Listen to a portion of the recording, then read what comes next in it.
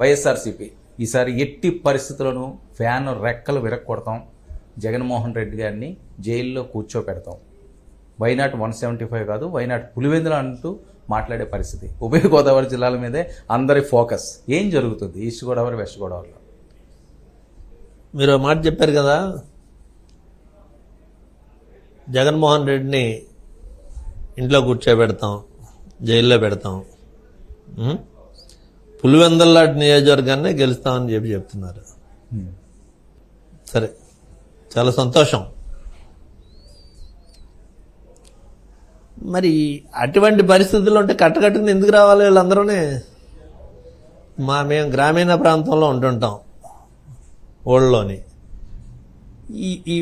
ఈ ఊళ్ళో ఉండేటువంటి మాకు ఎవడన్నా ఊళ్ళో ఏదన్నా గొడవ వస్తే రోడ్డు మీదకి వచ్చి రారా తేల్చుకుందాం నువ్వు నేను అని అంటుంటారు మా భాషలో అయితే. తేల్చుకుందాం అనుకున్నప్పుడు ఒక అరడజన మందిని 10 మందిని అంటేసుకుని వెళ్తుంటాడు. ఒకడు రా నువ్వు ఎంతమందిని వేసుకొచ్చి నేను అక్కడనే వస్తున్నాను రామని చెప్పేసి అంటుంటాడు. అంటే తోట తిరుమతులుగా స్టైలా?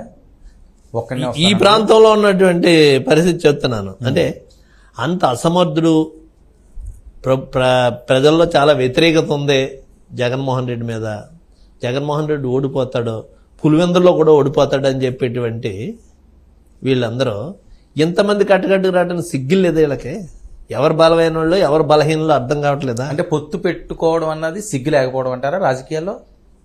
సిగ్గు అనేటువంటి దాని గురించి చంద్రబాబు నాయుడు గారి విషయంలో పెద్దగా మాట్లాడుకోవాల్సింది ఏం లేదు. ఎందుకంటే ఈ దేశంలో ఏ పార్టీని వదిలేడైనా, ఈ భారతదేశంలో ఉన్నటువంటి రాజకీయాల్లో పార్టీల్లో ఏ పార్టీని విడిచిపెట్టాడు?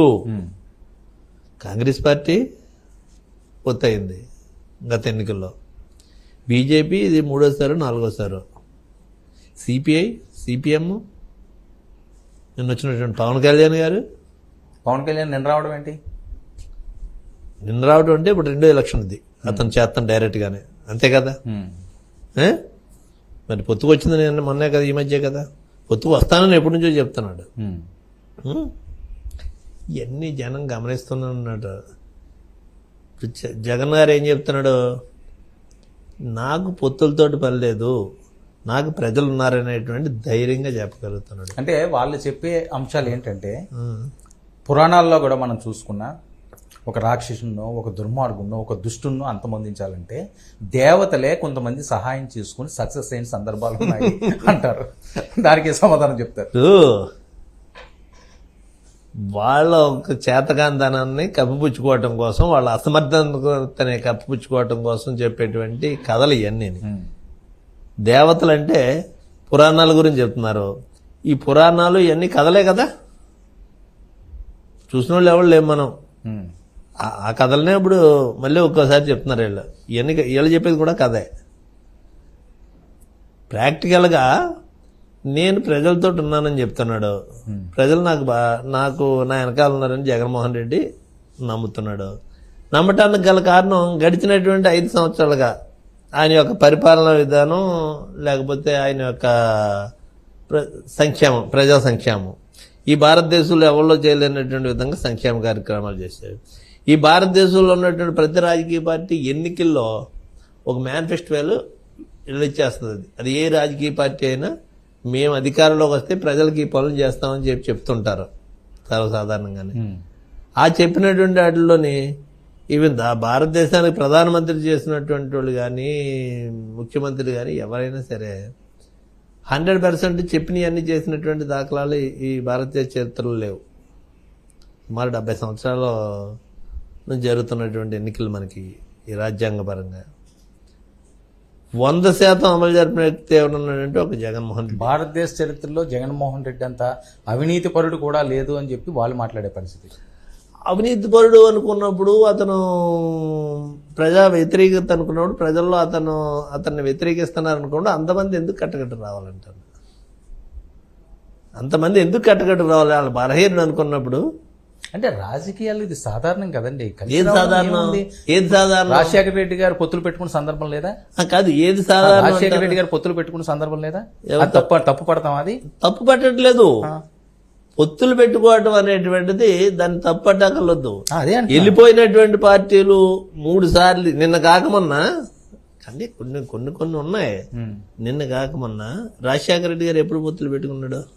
ఎప్పుడు పెట్టుకున్నాడు చెప్పండి? కాంగ్రెస్ పార్టీ ఆయన అధికారంలోకి వచ్చినప్పుడల్లా కూడా పొత్తుల్లో ఉన్నది, ఏదో పార్టీతో. 2 సార్లు అధికారంలోకి వచ్చాడు. ఎప్పుడు ఎవరితోటి పొత్తుల్లో ఉన్నాడు? ఏ రాజకీయ పార్టీతో పొత్తుల్లో ఉన్నాడు? ఎన్నికలు అయిన తర్వాత ఏదన్నా ఒక పార్టీని దీంట్లో విలీనం చేసుకున్నాడేమో తప్పితే గవర్నమెంట్ ప్రభుత్వంలోకి వచ్చిన తర్వాత ప్రభుత్వంలో రావడానికే పొత్తులు పెట్టుకున్నాడు అనేటువంటిది మరి నాకు. అంటే మీరు భయపడుతున్నారా? పొత్తులు చూసి భయపడుతున్నారు? ఎందుకు అన్నిసార్లు పొత్తులు అందరూ కలిసి వస్తున్నారంటే ఎవరు భయపడుతున్నారు? భయపడి వాళ్ళు ఎవరు ఇక్కడ? కాదండి, వైనాట్ 175 మీద మీరు స్టాండ్ అయి ఉన్నారు. ఇంకా మీకు పొత్తులు పెట్టుకుంటే ఏంటి, పెట్టుకోకపోతే ఏంటి? 30 మంది 40 మంది పార్టీలు కలిసి వస్తాయండి. ధీమా ఉందిగా. మాకు ధీమా ఉంది కాబట్టి చెప్తున్నాం, అదే చెప్తున్నాం. ఇప్పుడు పొత్తులు పెట్టుకుని భయపడుతున్నది ఎవరు ఇక్కడ? భయం ఎవరికి? మీరే చెప్పిన మాటలోనే ఉంది. జగన్మోహన్ రెడ్డి గారు భయపడుతున్నారు మా పొత్తులు చూసని వాళ్ళు మాట్లాడేది. అసలు పొత్తులకు వచ్చేవాళ్ళు భయపడతారా? ఇప్పుడు దెబ్బలాటికి వెళ్ళి వాళ్ళు భయపడతారా? రండి తేల్చుకుందామని వాడు భయపడుతున్నాడు అంటారా మీరు చెప్పేది? సరే, ఓకే, ఈ పంచాయతీ ప్రజలు తేలుస్తారు. తోట త్రిమూర్తులు గారు మండపేటను ఎంచుకున్నారా, లేకపోతే జగన్మోహన్ రెడ్డి గారు మీరు వెళ్ళండి మండపేట అని చెప్పారా? మండపేటకి మీకు సంబంధం ఏంటి అసలు? మండపేట మా మాకు రామచంద్రపురం పక్కనే ఉన్నటువంటి నియోజకవర్గం. అంటే మీ అడ్డ అంతా రామచంద్రపురం కదా? రామచంద్రపురం దీంట్లో భాగమే అది కూడా. ఈ గతంలో కపిలేశ్వరం మండలానికి సంబంధించినటువంటి ఒక 6 విలేజెస్ 94, 99, 2004 రామచంద్రపురం నియోజకవర్గంలో ఉండి 2009లో డీలిమిటేషన్ అయిన తర్వాత రామచంద్రపురం విడిపోయింది తప్పితే ఈ కపిలేశ్వరం మండలంలో గ్రామాలు ఒక 6 గ్రామాల్లో రామచంద్రపురంలో కూడా ఉండి. మీరు కావాలని తీసుకున్నారా ఇది? అంటే ఏంటి, రామచంద్రపురంలో తోట త్రిమూర్తులు గారికి బాగా వ్యతిరేకత ఉంది అని చెప్పి భయపడి ఇది కావాలని అడిగారట నిజమా? మీరు అలా ఏమన్నా చెప్పొచ్చు. నేను 7 సార్లు రామచంద్రపురంలో ఎన్నికల్లో పోటీ చేశాను.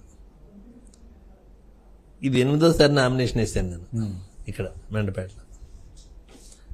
సరే, నాకు చాలా ప్రజల్లో వ్యతిరేకత ఉందనేటువంటిది చెప్తున్నారు కదా, వాళ్ళు అంటున్నారు కదా రామచంద్రపురంలోని ఎందుకు ఇక్కడికి వచ్చేయడం అనేటువంటిది. 94లో ఒకసారి చెప్తాను మీకు. 94లో నేను ఇండిపెండెంట్గా పోటీ చేశాను. నాకు ఏ రాజకీయ పార్టీతో సంబంధం లేదు. 94లో నేను ఇండిపెండెంట్గా పోటీ చేసినప్పుడు 35,000 ఓట్లు వచ్చాయి నాకు, మొత్తం వచ్చిన ఓట్లు. ఓకే. రెండోసారి పోటీ చేశాను, 46,000 ఓట్లు వచ్చినాయి. మూడోసారి పోటీ చేశాను, 47,500 వచ్చినాయి. 4ఓసారి పోటీ చేశాను, 58,000 వచ్చినాయి. 5ఓసారి పోటీ చేశాను, 68,000 వచ్చినాయి.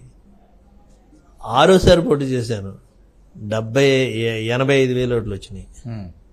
సో అలా పెరుగుతుంది. అంటే 35,000 దగ్గర స్టార్ట్ అయినటువంటి ఓటింగ్ శాతం 7 సార్లు నేను రామచంద్రపురంలో పోటీ చేస్తే పెరుగుతూ వచ్చిందంటే అక్కడ ప్రజల్లో వ్యతిరేకత ఉందా, సానుకూలత ఉందా అనేటువంటిది ఇంకంతకంటే ఏం చెప్పాలి నేను మీకు? అంటే కావాలి ఇదేదో మాట్లాడటమే కాకుండా నాకు వచ్చినటువంటి ఓట్లు చెప్పాను కదా. మరి దీంట్లో ఇంకా వ్యతిరేకత అనేటువంటిది ఉందా, అనుకూలత ఉందా అనేటువంటిది. అంటే మండపేట తెలుగుదేశం కోట, రిస్క్ ఏమో తోట త్రిమూర్తులు గారికి ఇక్కడ అన్నది కదా. మండపేట తెలుగుదేశం కోట కాదు, వేరే వాళ్ళకి అడ్డా కాదు. అది అలా చెప్పుకుంటూ వచ్చారు ఇప్పుడు వరకు, చెప్పుకుని బతికేశారు. ఈ మండపేటలో జరిగినటువంటి ఎన్నికల్లో 3 సార్లు జోగేశ్వరరావు గారు ఎమ్మెల్యే అయ్యాడంటే డబ్బులు ఇచ్చి ఓట్లు కొనుక్కునేటువంటి విధానంతో ఎమ్మెల్యే అయ్యాడు. ప్రజలకు సేవ చేసి ప్రజల్లో చాలా మంచి వ్యక్తి, ఇతనికి ఓటేయాలి, చాలా అభివృద్ధి కార్యక్రమాలు చేశాడు అనేటువంటి దాని గురించి ఓటేసినట్టు. నాకు చిన్న డౌట్, డబ్బులు లేకుండా కూడా రాజకీయ నాయకులు ఎన్నికలకు వెళ్తున్నారా? అంటే నేను ఇవాళ చెప్తున్నాను, ఈ జోగేశ్వరరావు గారిని ఇక్కడ 3 సార్లు ఎమ్మెల్యే, అంతకుముందు మున్సిపల్ చైర్మన్, వాళ్ళ నాన్నగారు మున్సిపల్ చైర్మన్. వీళ్ళు జోగేశ్వరరావు గారు ప్రజలతోటి ఇన్ని సంవత్సరాల నుంచి ఉన్నానని చెప్పేటువంటి జోగేశ్వరరావు గారు ప్రజల మీద నమ్మకం ఉందా లేదో చెప్పాలి. నేను 3.5 సంవత్సరాలు 4 సంవత్సరాలు కింద అవుతుంది ఇక్కడికి వచ్చి. ఈ 4 సంవత్సరాల్లోనే నాకున్నటువంటి నమ్మకం ఏంటంటే రేపు ఎన్నికల్లో ₹1 నేను డబ్బులు ఇవ్వకుండా ఓటు కొనకుండా ప్రజలకి నేను ఎన్నికలకి వెళ్తాను. మరి అదేంటి జగన్మోహన్ రెడ్డి ఎన్నికలకి వెళ్తాను. దానికి నిలబడటానికే జోగేశ్వరరావు ఏమైనా ధైర్యం ఉందేమో అడగండి మీరు. అతనికి ప్రజల మీద నమ్మకం అతనికి ఉంటే ఆ ఛాలెంజ్కి నేను ఒప్పుకుంటున్నానని చెప్పేసి వచ్చి ఒక ప్రెస్ మీట్ పెట్టమని ఇద్దరం కూర్చొని మాట్లాడుకుంటాం. ఓకే, ఎంత ఇస్తున్నారండి ఓటుకైనా? ఎంత అనేటువంటిది వేరే విషయం. ఎంత అనేది వేరే విషయం, అది వేరే విషయం. అంటే ఇప్పటి వరకు మెండపేట నియోజకవర్గంలో ధనానికి జనానికి మధ్యన జరిగినటువంటి ఎన్నికలు ఇవి. ఓకే, ధనానికి జనానికి మధ్యన జరిగినటువంటి ఎన్నికలు. ధనం గెలుస్తూ వచ్చింది, జనం ఓడిపోతూ వచ్చారు. ఈసారి జనాన్ని గెలిపిస్తారు తోట తిరుమూర్తులు గారు. తోట తిరుమూర్తులు గారు కాదు, జగన్మోహన్ రెడ్డి 5 సంవత్సరాలు చేసి బటన్ నొక్కితే వాళ్ళకి లక్షల ఖాతాలోకి వచ్చినాయి కాబట్టి ఇతను ఇచ్చే 1000-1500 గురించో 500 గురించో 2000 గురించో చూసే పరిస్థితి ఉండదనేటువంటిది నేను నమ్ముతున్నాను. అతనికి ఆ నమ్మకం ఉంటే, ఆ ప్రజల మీద ఆ జనం మీద అతనికి నమ్మకం ఉంటే నేను కూడా అదే రకంగా వస్తాను అని చెప్పాను. కండిషన్ అంటారా, ఏ రకంగా పెడతాడో, ఎవరితో కూర్చొని పెట్టి మాట్లాడతాడో మాట్లాడమనండి. ఖచ్చితంగా ఆయనతో కూడా నేను మాట్లాడతాను. మాట్లాడండి. మీ అందరి సమక్షంలోనే నేను ఆ అగ్రిమెంట్కి నిలబడతాను. Right, okay. సేఫ్గా ఎమ్మెల్సీ ఉండగా ఎందుకు మళ్ళీ ఈ రిస్క్ అనుకోవట్లేదా? ఈజీయా ఇది? రిస్క్ ఏముంది అంటే పొత్తు పార్టీల వైపు ఎక్కువ చూపిస్తున్నది, చాలా అవినీతి పెరిగిపోయింది, అసలు జగన్మోహన్ రెడ్డి గారిని ప్రజలు నమ్మే పరిస్థితి లేదు, ఇవి కదా ఎక్కువ ప్రచారం జరుగుతున్న నేపథ్యం. అందులోనే పవన్ కళ్యాణ్ గారు మీరే చెప్పారు కదా ప్రచారం అని. ప్రచారం అంటే వాస్తవం లేదాన్నే ప్రచారం అంటారు. ప్రచారం మీరే చెప్తుంటే నేను ప్రజల్లో ఉన్నాను. ప్రజల యొక్క అభిప్రాయం ఏ విధంగా ఉంది, ఇక్కడ వాళ్ళ యొక్క ఏ విధంగా నన్ను ఆదరిస్తారనేటువంటిది ఒక నమ్మకం ఉంది నాకు. 3.5-4 సంవత్సరాల నుంచి నేను నిత్యం నిరంతరం వాళ్ళతోటి మమేకమై ఉన్నాను. ప్రతి గ్రామంతో, ప్రతి వ్యక్తితోటిని. 30 సంవత్సరాల నుంచి ఇక్కడ 15 సంవత్సరాల నుంచి ఎమ్మెల్యేగా ఉన్నటువంటి జోగేశ్వర గారి కంటే కూడా ప్రతి వ్యక్తితోటి నేను సన్నిహితంగా ఉన్నాను. వాళ్ళ మనస్తత్వం ఏంటో తెలిసింది, వాళ్ళు ఏం చేస్తారో తెలుసు నాకు. అందుకని నాకు అంత ధైర్యం. తోట త్రిమూర్తులు గారు ఏం చేసినా మూడో కంటికి తెలియదట, నిజమా? ఏం చేసినా అంటే ఏదన్నా మీ మీద ఏదైనా వ్యతిరేకత ఉన్న వాళ్ళందరినీ ఏం చేసినా పూర్తిగా కనుమరుగు చేయడం విషయంలో అవనియండి, లేకపోతే బెదిరించడం అవసరం ఏమైనా ఉన్నాయండి, ఏదైనా సరే మీరు ఏదన్నా అనుకున్నారు అంటే వాళ్ళ పని అయిపోయినట్టే అట, నిజమా? నిజం అంటే తప్పుడు వాళ్ళు చెప్పేటువంటి మాటలు అయ్యి నాకు అంత అవసరం లేదు. ఆత్మాభిమానం దెబ్బతిందంటే మరి నేనేమి నపోసుకుని కాదు చేతులు కట్టు కూర్చోవడానికి. అది అసమర్థులు చెప్పే గౌరులు అవన్నీ. అందుకని నాకు అంత అవసరం అయితే లేదు. శాసిస్తుంటారట కొన్ని ప్రాంతాలు, నిజమా? పోనీ శాసించడం అనేటువంటిది జరిగితే ఎదురుగా భయపడతారు తప్పితే, ఈ దేశంలో ఓటు అనేటువంటిది ఒక ఆయుధం అనేటువంటిది ప్రజలకి ఇచ్చినటువంటి రాజ్యాంగం. అంబేద్కర్ రాసిన రాజ్యాంగంలో ఓటు అనేటువంటిది ఒక ఆయుధం. అటువంటి ఆయుధం వాళ్ళ చేతిలో ఉంటుంది. దాన్ని ఎప్పుడు ఉపయోగించాలనేటువంటిది మనం శాసించితే భయపడిపోవడానికి ప్రజలంత అమాయకులు ఏం కాదు. వాళ్ళు ఎప్పుడు ఏ తీర్పు చెప్పాలో ఆ తీర్పు చెప్తానే ఉంటారు. త్రిమూర్తులు గారు కోపిస్తా సౌమ్యుడా? అది నన్ను అడిగితే నేను ఎలా చెప్తాను? జనరల్ గా మీరు ప్రజలను అడిగితే చెప్తారు వాళ్ళు. ఒక రాజకీయ నాయకుడు పదవిలోకి వచ్చిన తర్వాత విపరీతమైనటువంటి వ్యతిరేకత అనేటువంటిది ఉంటుంది. సర్వసాధారణ ప్రజల అభిప్రాయాలకు అనుకూలంగా పనిచేయలేకపోవచ్చు, ఆశించినంత స్థాయిలో పనిచేయలేకపోవచ్చు, అవినీతి ఉండొచ్చు, లేకపోతే పొగరో గర్వం పెరిగిపోవచ్చు, ఇవన్నీ ఒకసారి గెలిచిన తర్వాత, పవర్లోకి వచ్చిన తర్వాత. మరి ఇది ఎంతకాలం భరిస్తారు జనం? ఒకసారి చూస్తారో. నేను ఇందాక చెప్పినటువంటి ఆయుధం ఎలాగా వాళ్ళ దగ్గర రాజ్యాంగపరంగా వచ్చినటువంటి ఆయుధం అనేటువంటిది ఓటు అనే ఆయుధం ఉంటుంది. దాన్ని ఎప్పుడు ఉపయోగించాలో ఉపయోగిస్తారో. మరి ఇంతకాలం 34,000 ఓట్లతోటి ప్రారంభమైనటువంటి రాజకీయ హిస్టరీ 85,000 దాకా వచ్చిందంటే నేను కోపిష్నా, లేకపోతే అవినీతిపరుడినా, దుర్మార్గుడినా, లేకపోతే మీరు చెప్పినట్టు జనాన్ని మాయ చేస్తానా, మబ్బి చేస్తానా అనేటువంటి దానికి ఇంక నేను సమాధానం చెప్పాల్సినటువంటి అవసరం లేదు. నా యొక్క బ్యాక్గ్రౌండ్, నా హిస్టరీ చూసుకుంటే మీకు ఒక్క కోణంలో మీరు ఆ విధంగానే మీకు ఎవరో చెప్తే మాట్లాడవచ్చు. కానీ నాకు ఇంతమంది దళితులు కానీ, బీసీలు కానీ, అట్టడుగు స్థాయిలో ఉన్నటువంటి వర్గాలు నాకు మద్దతు ఇస్తున్నాయే, నన్ను అభిమానిస్తున్నారంటే వేరే కారణం ఏమున్నదంటారు? కేసు విషయం కూడా ఇప్పుడు మానసికంగా ఇబ్బంది పడుతున్నారా తిరుమూర్తులు గారు ఈ ప్రచారం టైంలో? వాటిలోని నేను 28 సంవత్సరాలు 27 సంవత్సరాల నుంచి చూస్తున్నాను. ఇంకా దాని గురించి ఇప్పుడు మాట్లాడుకోవాల్సింది ఉంది, కోర్టు పరిధిలో ఉంది కదా. సో అదేమి మీకు ఆటంకాలు ఏం కలిగించట్లేదు. ఓకే, జగన్మోహన్ రెడ్డి గారు నియోజకవర్గానికి ఇంతని పంచారట. అవి ఎప్పుడో వచ్చినాయట 2-3 నెలల క్రితం. 15 అని ఒకరు అంటారు, 20 అని ఒకరు అంటారు. నిజమా? జగన్మోహన్ రెడ్డి గారు డబ్బులు అంటే 15-20 పంచటువంటి ఈ నియోజకవర్గానికైతే నాకు తెలిసి ఒక 2-3 వేల కోట్లు పంచి ఉంటాడు. దేనికండి? నేను ఎలక్షన్ కోసం మాట్లాడుతున్నాను. ఎలక్షన్లో ఖర్చు కోసం. మీరు 15 కోట్లు 20 కోట్లు అంటున్నారు కదా. 15-20 కోట్లు కాదు, వేల కోట్ల రూపాయలు పంచాడు ఈ నియోజకవర్గంలో.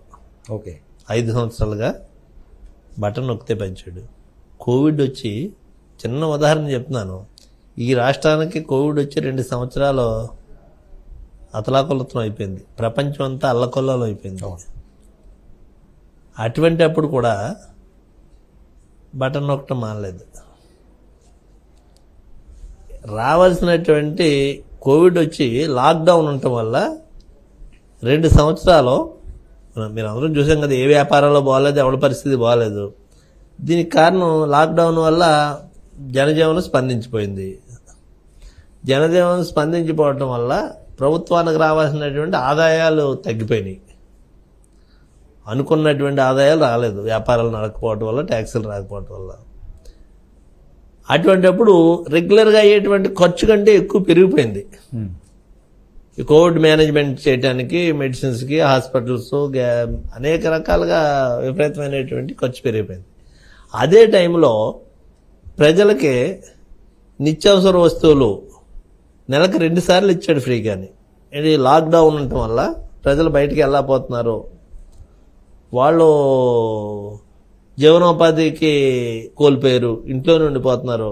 అటువంటిప్పుడు కూడా వాళ్ళని అందరినీ ఆదుకోవాల్సిన బాధ్యత ప్రభుత్వ పరంగా నాకు ఉంది అనేటువంటి ఆలోచనతో ఆయన, అది అప్ప లేకపోతే ఆదాయమా అనేటువంటిది నేను చెప్పలేదు, కానీ విపరీతంగా ప్రజలను ఆదుకున్నటువంటి పరిస్థితి. అటువంటి పరిస్థితుల్లో కూడా అమ్మఒడి నిమిత్తం బటన్ నొక్కటం ఆపలేదు. ఆసరా కింద డాక్రా వాళ్ళకి ఇచ్చేటువంటి డబ్బులు బటన్ నొక్కటం ఆపలేదు. 45 సంవత్సరాల నుంచి 60 సంవత్సరాల వాళ్ళకి 18,750 రూపాయలు, 700 ఎస్సీ, బీసీ, మైనార్టీలకి బటన్ నొక్కటం ఆపలేదు. రైతులకి ఇచ్చేటువంటి సబ్సిడీలు కానీ, వాళ్ళకి ఇచ్చేటువంటి పంట డ్యామేజెస్ కానీ, ఇన్పుట్స్ సబ్సిడీ కానీ, ఇన్సూరెన్స్ కానీ, ఇవన్నీ కూడా బటన్ నొక్కటం ఆపలేదు. కాలేజీలో చదువుకునేటువంటి స్టూడెంట్స్కి కాలేజీలో వాళ్ళు కాలేజీ ఫీజు రియంబర్స్మెంట్ కానీ, లేకపోతే వాళ్ళకి స్కాలర్షిప్ కావచ్చు, హాస్టల్ ఫీజు కావచ్చు, హాస్టల్ వసతి కావచ్చు, ఏది కూడా బటన్ నొక్కడం. పథకాలు ఇవ్వడం, కొంతమంది పేదవారికి మంచి చేయడాన్ని ఎవరూ తప్పు పట్టరు, అది మంచిదే. కానీ ఈయన చేసిన ఈ పథకాలు, ఈయన ఇచ్చిన ఈ పప్పు బెల్లాల్లాగా ఈ పంచుతున్న నవరత్నాలు అనే అంశం అట మనిషి మీద ఇంత పెనుభారం పడే స్టేజ్కి సామాన్య మధ్యతరగతి కుటుంబీకులందరూ కూడా పెనుభారంగా మారే విధంగా లక్షల కోట్ల రూపాయలు అప్పు చేసి రాష్ట్రాన్ని అధంపాతాళానికి తొక్కేశారు అన్నది ప్రతిపక్షాలు మాట్లాడుతున్న అంశం. ప్రతిపక్షాలు మాట్లాడకపోతే గొప్పగా చేశాడు జగన్మోహన్ రెడ్డి అని చెప్తారా? అంటే అప్పులు కూడా చూపిస్తున్నాయి కదా. కాదండి, లక్షల కోట్ల రూపాయలు కాదు డేటాతో సహా చెప్తున్నారు. కాదు 2014 నుంచి 19 వరకు ఎంత అప్పు చేశారు ఈ రాష్ట్రంలో చంద్రబాబు నాయుడు? 2019 నుంచి 24 వరకు జగన్మోహన్ రెడ్డి ఎంత అప్పు చేశాడు అనేటువంటి చూస్తే లెక్క 3-4 రెట్లు ఎక్కువ చేశారని వాళ్ళు చెప్తున్నారు. ఎక్కువ చేశారని వాళ్ళు చెప్తారు. వాళ్ళు చెప్పడానికి డేటా కూడా కనిపిస్తుంది కదా, డేటా కనపడింది. ఇది ఏ రకంగా ఖర్చు పెట్టారు? మీరు చెప్పినట్టు పప్పు బెల్లాల కింద ఖర్చు పెట్టడానికి ఏది పండగ సంక్రాంతి కానుకలు, లేకపోతే తోఫాలో, లేకపోతే ఇవి పోలవరం ప్రాజెక్టు చూద్దరిగా రండి అని చెప్పేసి బస్సులు వేసుకుని జిల్లాల నుంచి తీసుకెళ్ళిన వాటికి అది కాదు. ప్రజలు జీవనోపాధి జరక్క కోవిడ్లో అతలాకుతలం అయిపోతుంటే అటువంటప్పుడు నొక్కినటువంటి బట్టలు ఇవి.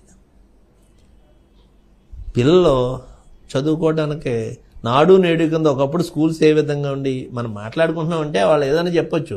నాడు నేడులో ఒకప్పుడు స్కూల్స్ ఏ విధంగా ఉండి కనీసం బాత్రూములు కూడా ఉండేటువంటి పరిస్థితి లేదు. ఈవేళ స్కూల్స్కి వెళ్ళండి, ప్రైవేట్ స్కూల్స్ కంటే ధీటుగా ఉన్నటువంటి విధంగా గవర్నమెంట్ స్కూల్స్ తయారు చేశారు. ఆరోగ్య విధానం చూసుకోండి, విద్యా ఆరోగ్య విధానం. ఒకప్పుడు హాస్పిటల్లో మందులు విషయం కానీ, హాస్పిటల్లో డాక్టర్లు కానీ, హాస్పిటల్ వైద్యం కానీ ఎలా ఉండేది. ఈవేళ ఫ్యామిలీ డాక్టర్ కాన్సెప్ట్ తీసుకొచ్చారు.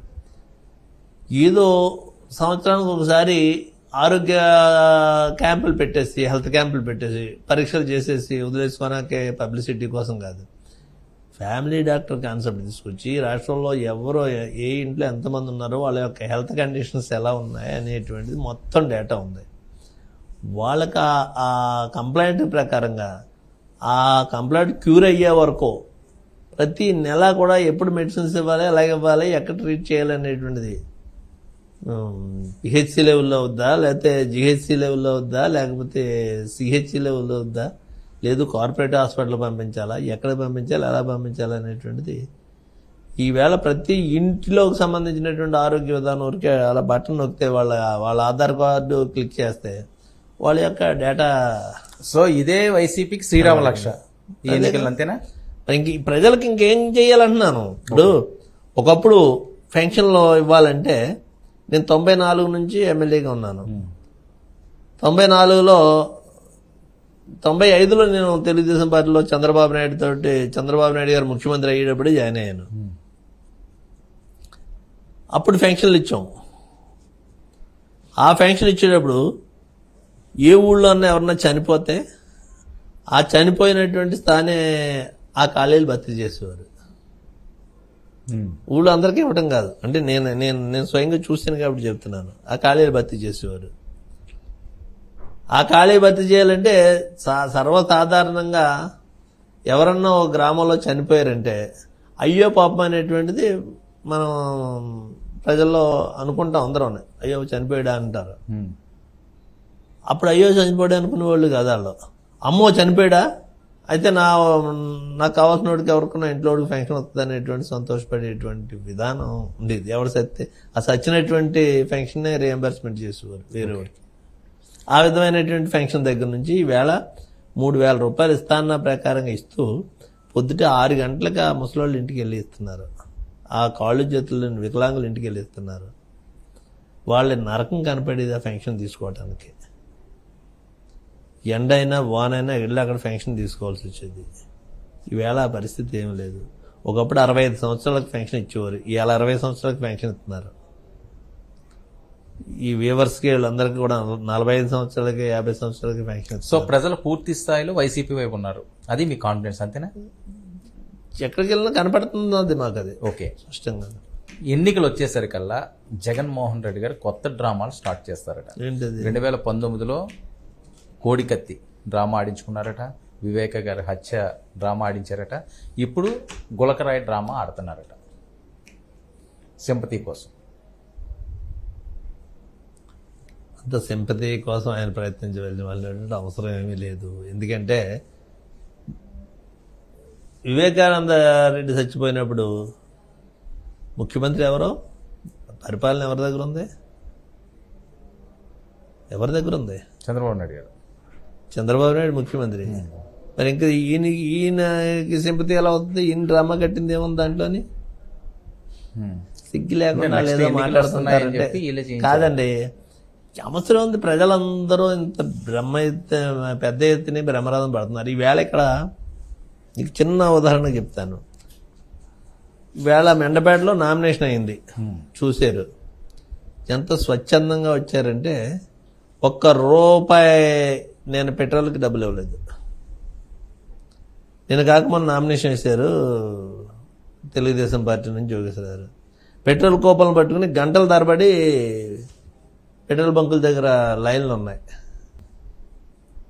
పెట్రోల్ కూపన్లు పట్టుకుని పెట్రోల్ బంకుల దగ్గర గంటల తరబడి ఆయిల్ కొట్టించుకోవడానికి ఆ కూపన్లు అతను ఇచ్చినటువంటి కూపన్ల ద్వారా ఆయిల్ కొట్టించుకోవడానికి బళ్ళు ఉండి, ఈవేళ ఒక పిలిపికి స్పందించి జగన్మోహన్ రెడ్డి మీద ఉండేటువంటి విశ్వాసంతో, తోట త్రిమూర్తులుగా నా మీద ఉండేటువంటి నమ్మకంతో ఈవేళ ప్రజలు ఇంత పెద్ద ఎత్తున వచ్చారంటే మెండపేట చరిత్రలో ఎప్పుడు కని విని ఎరగనటువంటి విధంగా ఈవేళ నామినేషన్ జరిగింది. అంటే నేను డబ్బులు ఎత్తి వచ్చారాలో, లేకపోతే నా మీద భయపడి వచ్చారా? మొండు టెండలో భయంకరమైనటువంటి ఎండలు ఉన్నాయి, గాలుపులు. వ్యవసాయ పనులు ఫుల్గా నడుస్తున్నాయి కోతలో. సెకండ్ క్రాప్ కటింగ్ ఉంది. 1000 నుంచి 1500 రూపాయలు కూలి పనులు ఉన్నాయి ఇవాళ.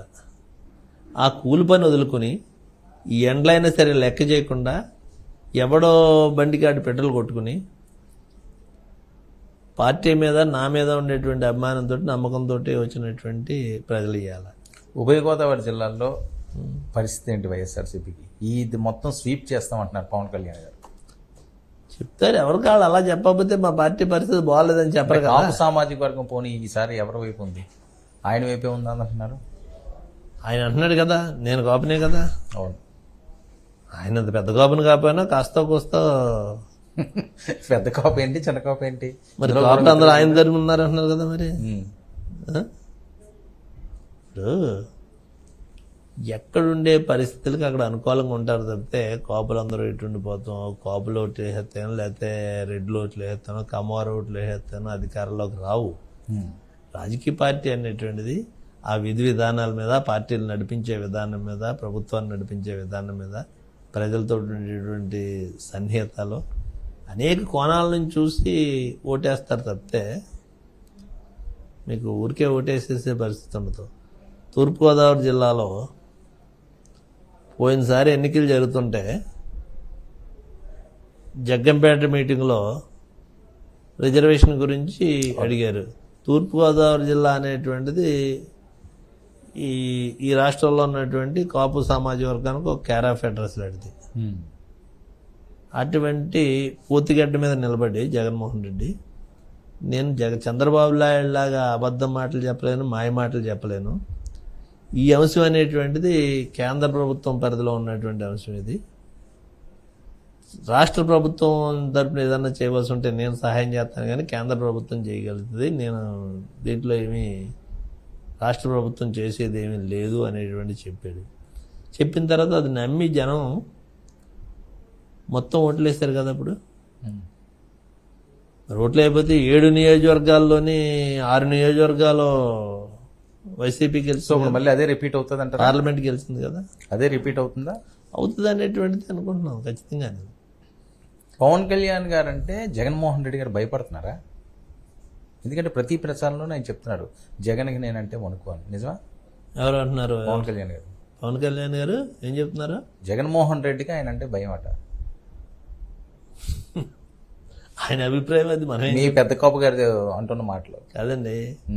నేను అనేటువంటిది ఆయన చెప్పిన మాట మీరు చెప్తున్నారు నాకు. అవును, అంతే కదా. టీవీలో మేము కూడా చూస్తున్నాం.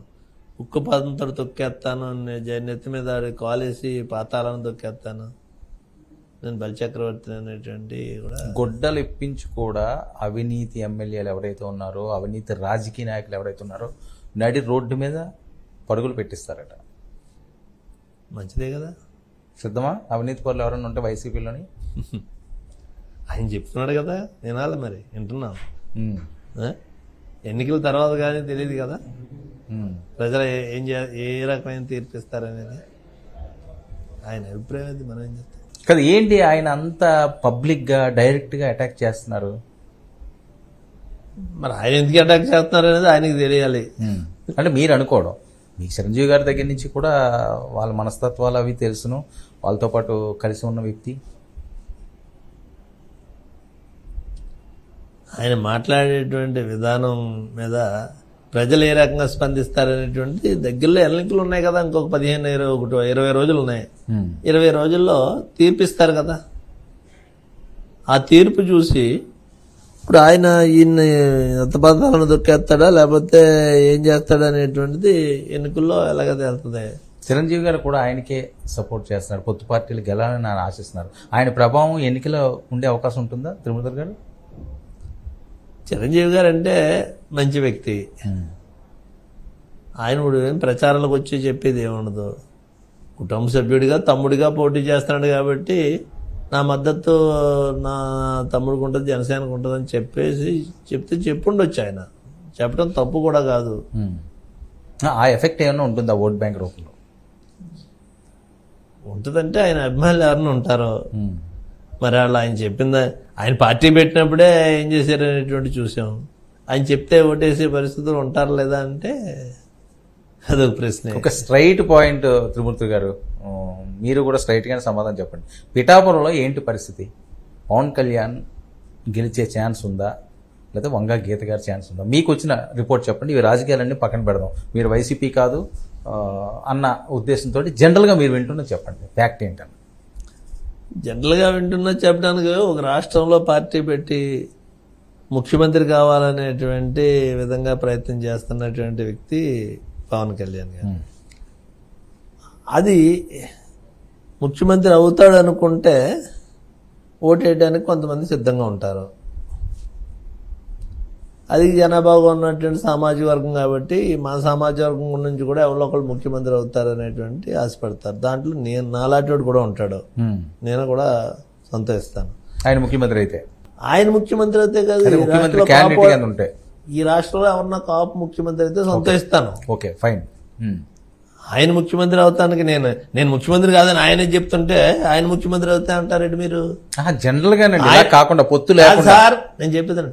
ఆయన చాలా సార్లు నాకు ఆ స్ట్రెంగ్త్ లేదు, ఆ బలం లేదు, పార్టీని నడపడానికి డబ్బు లేదు,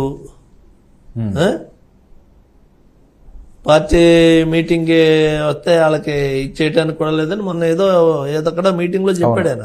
ఎక్కడ తాడేపల్లిగూడలో మీటింగ్ లో అని చెప్పారు ఆయన. ఇంటర్నల్ మీటింగ్ లో కూడా ఆయన మాట్లాడారు. ఇంటర్నల్ ఎందుకు పబ్లిక్ కి చెప్తుంటే చెప్పారు, ఇంటర్నల్ లో కూడా మాట్లాడారు. ఇంటర్నల్ లో విషయాల గురించి మనం పబ్లిక్ లో మాట్లాడుకోకలేదు. పబ్లిక్ లో ఆయన చెప్పిన విషయం గురించి అడుగుతున్నాను నేను. ఏదో టీవీలో చూస్తున్నాను, మాట్లాడారు, సభల్లో కూడా మాట్లాడుతున్నారు. ఆ సభల్లో మాట్లాడారు. ఇంక మరి ఆయన ముఖ్యమంత్రి అవుతాడా అనేటువంటి దానికోసం మనం మాట్లాడుకోకలేదు. ఇంకా అంటే కాపు సామాజిక వర్గం నుంచి ముఖ్యమంత్రి అవ్వాలని ఎవరైనా సంతోషిస్తాను నేను. ఓకే అవితే అవే పరిస్థితి ఉందా లేదా అనుకుంటే అది చూస్తున్నాం కదా. నేను కాదని ఆయన చెప్పాడు కదా. ఇంకా అక్కడ దాని ప్రశ్న ఉంది. దాంట్లో ముద్రగడ పద్మనాభం గారిని పార్టీలో తీసుకురావడానికి తోట త్రిమూర్తుల గారి పాత్ర ఏంటి? ఎవరు తీసుకురావడానికి ఎవరి పాత్ర ఉండదు. ఆయన కూడా సీనియర్ నాయకుడు. ఈవేళ చండకురుడు ఏం కాదు, ఆయన ఈవేళ కొత్తగా రాజకీయాల్లోకి వచ్చినాడు కాదు. ఎంతో కాలం నుంచి ఉన్నాడు, ఎన్నో పదవులు చేశాడు. ఈ రాష్ట్రంలో కాపు నాయకుడిగా ఉద్యమాలు నడిపి రిజర్వేషన్ గురించి సర్వం తగలేసుకున్నటువంటి వ్యక్తి. ఆ కాపు ఉద్యమాన్ని భుజాన్ని వేసుకున్న తర్వాత అతను అన్ని రకాలుగానే కూడా రాజకీయ పరంగా ఆర్థిక పరంగా నష్టపోయినటువంటి వ్యక్తే కానీ దానివల్ల ఏమీ లాభ పొందినటువంటి పరిస్థితి లేదు. నాకు బాగా తెలుసున్న విషయం అది. ఎందుకంటే ఇప్పుడు వాళ్ళ తండ్రి గారు ఇండిపెండెంట్ ఎమ్మెల్యే, ఈయన ఎమ్మెల్యే, ఈయన ఎంపీ చేశాడు, మంత్రి చేశాడు, 3 సార్లు మంత్రి చేశాడు, ఈయన చేశాడు. ఈ కాపు ఉద్యమం ఎప్పుడైతే భుజాన్ని వేసుకున్నాడో అన్ని రకాలుగానే కూడా నష్టపోయాడు. రాజకీయంగా ఆర్థికంగా కూడా అంత మాత్రమే చాలా ఇబ్బందుల్లో ఉన్నాడు అనేటువంటి చెప్తారు.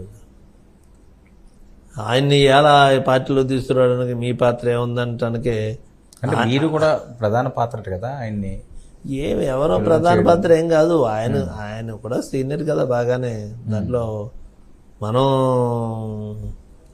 ఆయన ఏదో చెప్పి ఇలాగెళ్ళండి అలాగెళ్ళండి అని చెప్పే పరిస్థితి ఏమున్నది కదా. పిఠాపురంలో ఆయన ప్రభావం ఉంటుందా? ఎవరి ప్రభావం అండి? ముద్రగడ గారి ప్రభావం అంటే ఎప్పటి నుంచో ప్రజల్లో ఉన్నటువంటి వ్యక్తి, రాజకీయ పరంగా లేకపోతే సామాజిక పరంగా కూడా, కమ్యూనిటీ పరంగానే. ఆ విధంగా ఆయనకి కొంతమంది మిత్రులు కానీ, ఆయన చెప్తే ఇన్నివాళ్ళు కానీ ఉండరని ఎందుకు అనుకోవాలి? పవన్ కళ్యాణ్ గారిని బ్లేడ్లతో కోస్తున్నారట, కోసేయడానికి గ్యాంగులు వచ్చినాయట. రాయలసీమ అక్కడి నుంచి పెద్ద పెద్ద వాళ్ళందరూ కూడా ఎవరెవరో ముఠాలు వచ్చినాయట. ఆయన ఎప్పుడన్నా ఏదన్నా చేయొచ్చట. సుఫారీ గ్యాంగులు కూడా తిరుగుతున్నాయట. ఇంటికి ₹1,00,000 ఇచ్చి ఓడించడానికి చూస్తున్నారట. నిజమేనా? మీరు చెప్తున్నారు కదా, ఆయన ఏదో చేసేటానికి బాంబులు పట్టుకుని లేకపోతే బ్లేడ్లు పట్టుకుని ఇవి పట్టుకుని మనం మాట్లాడుకోవడం ఆయనే అంటున్నారు కదండి. ఆయన అంటున్నాడు. మనం మాట్లాడుకోవడానికి కూడా ఒక స్థాయి వ్యక్తిగా ఆయన అలా మాట్లాడుతున్నాడంటే ఆయన విజ్ఞత మరి నాకేమీ తెలీదు. ఇప్పుడు రాజకీయ నాయకుల్ని, శత్రువుల్ని ముఠా కక్షలో లేకపోతే గ్రామాల్లో ఉండేటువంటి తగాదాలో ఇంకోటి ఉండవచ్చు. రాజకీయాల్లో హత్యలు అనేటువంటి లేకపోతే బాంబులు వేస్తారు, ఇది వేస్తారు అంటే మన ప్రాంతంలో అదేమీ ఉండదు. రాయలసీమ ప్రాంతంలో ఒకప్పుడు ఉండేది, అది ఇది వేయలేదు. సో ఆ భయం ఏం అవసరం లేదు వాళ్ళ అభిమానులకి. ఎందుకంటే ఇవన్నీ లేనిపోయినటువంటి మాటలు మాట్లాడుకోవడం. సో పిఠాపురంలో ఆయన గెలుస్తారా, మీ పార్టీ గెలుస్తుంది? అది చెప్పండి. నాకు దానికి ఆన్సర్ రాలేదు మీ దగ్గర. మీకున్న సర్వే. నేను వైసీపీ పార్టీలో ఉన్నటువంటి నాయకుడు వ్యక్తిని. నేను ఆయన గెలుస్తాడు అనేటువంటిది అక్కడ మైండ్ సెట్ తెలుస్తుంది కదా. కొన్ని సీట్లు వచ్చే ఛాన్స్ ఉండొచ్చు. ఈ సీటు మాది వీక్ ఉందా, లేకపోతే వంగ గీతగాలే గెలుస్తారా? మీకు వచ్చిన ఇన్ఫర్మేషన్. ఇప్పుడు మాకు వచ్చిన ఇన్ఫర్మేషన్ ఉండడానికి 2 సార్లు పోటీ చేసి 2 స్థానాల్లో 2 సార్లు ఓడిపోయాడు కదా ఆయన. అదే అంటున్నాను. అందుకని ఈసారి ఖచ్చితంగా గెలుస్తానని అక్కడికి వెళ్ళాడు ఈయన. అదే అంటున్నానండి, ఈసారి ఖచ్చితంగా గెలుస్తాననేటువంటిది అక్కడికి ఎందుకు రావాలి? ఎక్కడైతే ఓడిపోయాడో అక్కడే పోటీ చేయాలి కదా. అంటే అలాగంటే నువ్వు అక్కడే పోటీ చేసి, నేను 8 సార్లు పోటీ చేశాను, 1 సారి 2 సార్లు కదా. అక్కడ రామచంద్రపురంలో చాలా సార్లు ఓడిపోయిన సందర్భాలున్నాయి, చాలా సార్లు నెగ్గి గెలిచినటువంటి సందర్భాలున్నాయి. ఇతను మొన్నే కదా పోటీ చేసాడు అక్కడ. అవును, మరి అక్కడ పోటీ చేసి కష్టం, అంత ఈజీ కాదు పిఠాపురం, అంతేనా? కష్టం అని నేను చాలా కష్టపడుతున్నాడు ఆయన కూడా అన్నారు అక్కడ. ఈజీ అనుకుంటే కష్టపడుతున్నటువంటి పనే ఉంది. ఓకే, నామినేషన్ వేసి కూర్చుంటే ఇప్పుడు జగన్మోహన్ రెడ్డి ఉన్నాడు, ఎక్కడో నామినేషన్ వేస్తాడు, అక్కడ ఎలక్షన్ జరిగిపోతుంది. చంద్రబాబు నాయుడు ఉన్నాడు, అక్కడ నామినేషన్ వేసి ఎలక్షన్ జరిగిపోతుంది. మరి ఇక్కడ ఉండి కొత్తగా వచ్చాడు కాబట్టి గ్రామం గ్రామం తిరుగుతున్నాడు, ఊరు తిరుగుతున్నాడు ఆయన. చూద్దాం మరి ఏం జరుగుతుంది. ఇది ఇక్కడ గెలవడం అనేటువంటిది ఆయనకి, ఇది గీత గారు ఓడిపోయినా గెలిచినా అది పెద్ద గొప్ప విషయం కాదు. వంగ గీత కన్నా ఓకే, ఆవిడ కూడా ఇప్పుడు వరకు ఓడిపోలేదు. ఎంపీగా పోటీ చేసింది గెలిచింది, ఎమ్మెల్యేగా పోటీ చేసింది గెలిచింది, జడ్పీటీసీగా పోటీ చేసి జడ్పీ చైర్మన్ చేసింది, రాజ్యసభ అయింది. సో మంచి ఫైట్. ఆవిడతోటి వాళ్ళిద్దరి స్థాయితో చూసుకుంటే వంగ గీత గారు ఓడిపోతే అది పెద్ద విషయంగా చెప్పుకోవాల్సినటువంటి అవసరం లేదు. ఓకే, అంతే కదా. పవన్ కళ్యాణ్ అనేటువంటిది ఓడిపోతే అది న్యూస్ అవుతుంది తప్పితే వంగ గీత గారు ఓడిపోతే అది న్యూస్ ఏమవుతుంది. అవును. సో మండపేటకి తోట త్రిమూర్తులు గారు ఏమి హామీలు ఇస్తారు? మండపేటను ఏ రకంగా అభివృద్ధి చెందించారు? ఇక్కడ మీరు ప్రచారంలో చూసిన అంశాలేంటి? మండపేటలోని ప్రజలందరూ 3 సార్లు జోగిస్తారని చూసి అతను ఒక వ్యాపారస్తుడిగా చూస్తారు తప్పితే అతను రాజకీయ నాయకుడిగానో ప్రజా సేవకుడిగానో మాత్రం ప్రజలు చూడరు. అతను కూడా అలాగే బిహేవ్ చేస్తాడు. ఎవరిని అడిగినా కూడా గట్టిగాని ఏదన్నా పని కోసం వెళ్ళి అడిగితే కూడా, ఏమ్మా డబ్బులు తీసుకోకుండా ఓటేసారా నా మీద, నాకు వేసేది ప్రతి గ్రామంలో చెప్తాను ఉంటాడు ఆయన. మరి ఎన్నిసార్లు ఎలా గెలిచారండి? చెప్పాను కదా నేను ఇందాక. ఇక్కడ అపోజిషన్ లేరా? కాదండి, ఇక్కడ జనం ఓడిపోయారు, ధనం గెలిచిందని చెప్పాను కదా నేను. ఇప్పుడు కూడా జరిగే ఛాన్స్ లేదా? ఎందుకు జరుగుతుంది? ఈవేళ దానికోసం అతను ఇచ్చే 1000-1500 కోసం ఎదురు చూసేటువంటి పరిస్థితి ప్రజలు లేదు వేళ. అందుకని జగన్మోహన్ రెడ్డి గారు ఆయన ఒక బటన్ నొక్కితే నేరుగా డబ్బులు పడుతున్నాయి. ఎక్కడ అవినీతి లేదు. ఎక్కడన్నా అవినీతి ఉందా ఈవేళ? ఎవరికి తెలియనటువంటి స్థాయిలో ఏం జరుగుతున్నాయంటే తెలియదు. ప్రజల్లో, గ్రామాల్లో మనస్సు చంపుకుని నీ ఇంటికి వచ్చి నీ గుమ్మాల నుంచి నాకు ఈ పథకం కావాలనే పరిస్థితి లేదు కదా. ఏం కావాలి ఎందుకంటే పరిపాలన? పెన్షన్ ఇంటికి పట్టుకెళ్తున్నారు, రేషన్ ఇంటికి పట్టుకెళ్తున్నారు, నీ పిల్లల్ని చదివిస్తున్నారు. ఎక్కడా కూడా ఆత్మాభిమానం చంపుకుని ఎవరి దగ్గరికి వెళ్ళి గుమ్మాలో చేతులు కట్టుకుని ఉంచవలసినటువంటి పని లేదు.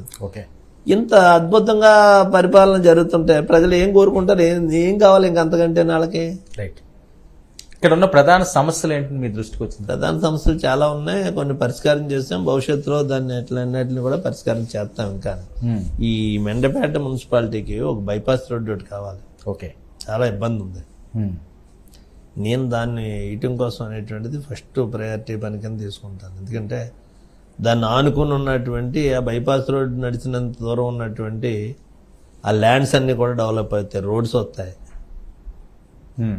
టౌన్ మీద ఒత్తిడి ఉండదు, ప్రజలకి టైం వేస్ట్ కాదు, ఎక్కడికి వెళ్ళాలన్నా ఈజీగా వెళ్ళేటువంటి పరిస్థితి ఉంటుంది. నేను అది ప్లాన్ చేస్తున్నాను, దానికోసం ఆలోచన చేస్తాను, నేను ప్రయత్నం చేస్తాను. ప్రతి గ్రామం గురించే తెలుసు, ఆ గ్రామంలో ఉండే అవసరాలు ఏంటి, ఆ గ్రామంలో ఉండేటువంటి పనులు ఏంటి, ఈయన ఇన్ని రోజుల నుంచి అశ్రద్ధ చేసినటువంటి అనేక పనులు నేను గుర్తించాను, చేస్తాను కూడా. ఓకే. సీనియర్ పొలిటీషియన్ తోట త్రిమూర్తులు గారు చాలామంది నాయకులను చూశారు, చాలా పార్టీలను చూశారు, జయాలు చూశారు, అపజయాలు చూశారు. 2024 ఒక పక్క పొత్తు పార్టీలు, మరో పక్క జగన్మోహన్ రెడ్డి గారు సింహం సింగిల్ అంటున్నారు.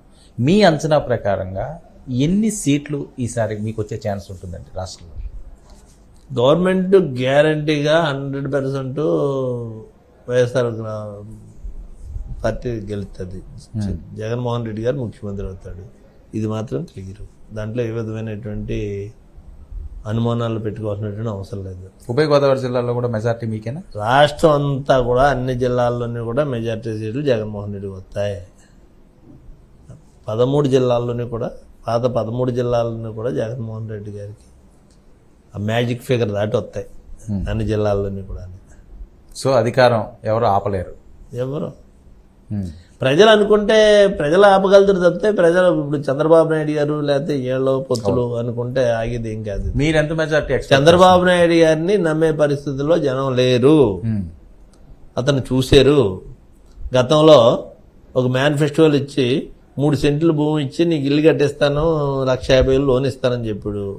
ఒక్క సెంటు భూమి కూడా ఎవరికి ఇవ్వలేదు ఎక్కడ. మహాలక్ష్మి పథకం కింద ఆడపిల్లకి ఏదో 30,000 రూపాయలు వేస్తానని చెప్పారు. ఆ మేనిఫెస్టోలు ఉంది 2014 మేనిఫెస్టోలు ఉంటే కాదు, నేను ఎమ్మెల్యేగా కంటెస్ట్ చేశాను, ఎమ్మెల్యేని కూడా 2014లో తెలుగుదేశం పార్టీ నుంచే ఎమ్మెల్యేని. నాకు బాగా తెలుసున్న విషయాలే కదా ఇవి. నిరుద్యోగ వృత్తి యువతకి 2,000 రూపాయలు ఇస్తానన్నాడు. ఇప్పుడు అన్ని డబుల్ చేస్తానంటున్నారు. డబల్ చేస్తానంటున్నాడు. అసలు అయ్యే ఆడిట్ సంగతి ఏం చేసామని అడిగితే ఏ డబల్ చేస్తానంటే అది ఇది కల్పిస్తానంటున్నాడు. ఇప్పుడు ప్రజలు నమ్మడానికి సిద్ధంగా ఉంటారా? జగన్మోహన్ రెడ్డి పరిపాలన చూసిన తర్వాత ఇతను అసలు నమ్మరు. ఊరికే బటన్ నొక్కితే డబ్బులు ఉంటాయి, ఎవరి గుమ్మాలోకి వెళ్ళక్కర్లేదు. నీ ఇంట్లో కూర్చుంటే నీకు నీ అర్హత ప్రకారంగా ఏది రావాలో అది వచ్చేసింది. దీన్ని వదులుకుని ఆ మాయ మాటలో నమ్మి ఇదివరకు మోసపోయింది కదా, ఇవాళ కొత్తగా ఏమి రాలేదు కదా అతను. మీకు ఎంత మెజార్టీ ఎక్స్పెక్ట్ చేస్తున్నారు? నేను ఇంత మెజార్టీ అనేటువంటి చెప్పను, కానీ ప్రజలందరూ 1 సైడ్గా ఉన్నారు ఈ నియోజకవర్గంలో వైఎస్ఆర్ పార్టీని గెలిపించడం కొరకు. ఎస్సీలు, బీసీలు, మైనార్టీలు ఈవేళ జరిగినటువంటి నామినేషన్ ప్రక్రియ దానికి ఒక ఇండికేషన్, ఒక నిదర్శనం. ఎందుకంటే ఇటువంటి మండుటి ఎండలో ఎవరికాళ్ళు స్వచ్ఛందంగా వచ్చారు. ఎండ ఒకవైపు నుంచి, రెండోది కూలి పని చేసుకునే వాళ్ళందరూ కూడా పనులు మానేసుకుని వచ్చారు. ఇచ్చి 1,000 రూపాయలు 2,000 కూలి పని అవుతుంది. ఈ రోజే మీకు విజయం కనిపించింది అంటారు? ప్రజల్లో ఆ రకమైనటువంటి పరిస్థితి కనపడుతుంది స్పష్టంగానే, దాంట్లో ఏ విధమైన